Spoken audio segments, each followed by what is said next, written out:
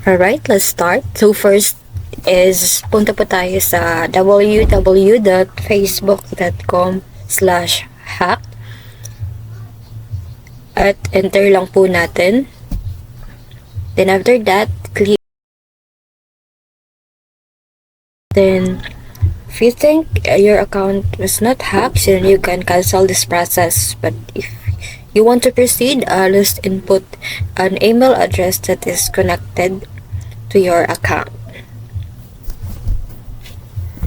After that, you will require to input your old or current password.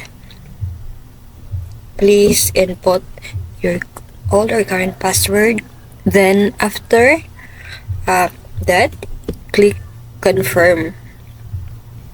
Then you will routed for the following reason why you think your account was hacked.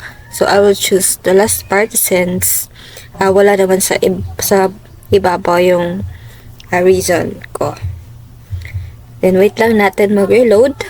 After that is may nakalagay to secure i-secure yung account. So i-allow ni Facebook na i-route tayo sa different activities like password, comments na mga na ginawa sa account na to check if tayo ba talaga yung gumawa sa mga post or comment na yun. So wait lang natin mag-reload. So unang-una is yung password.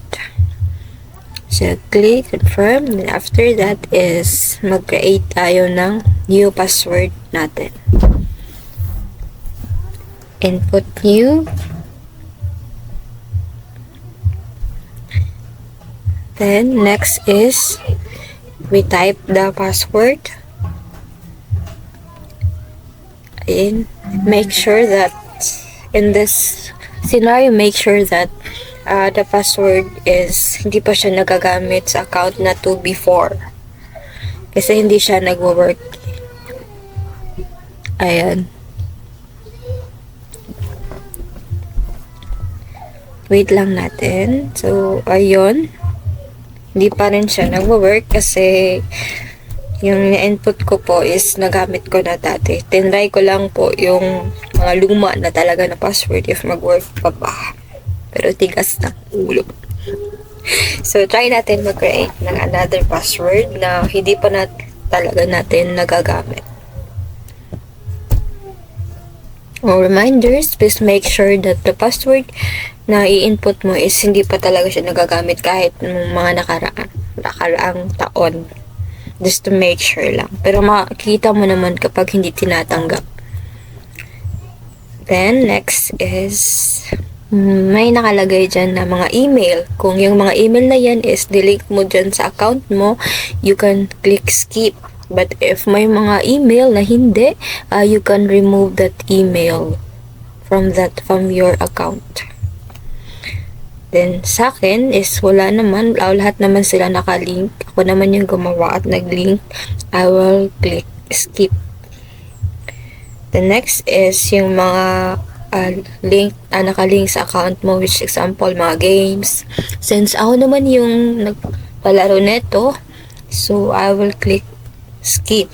But if not, you can also remove that. Same as these pages. Ako din naman yung create or nag-like sa pages, kaya I click skip.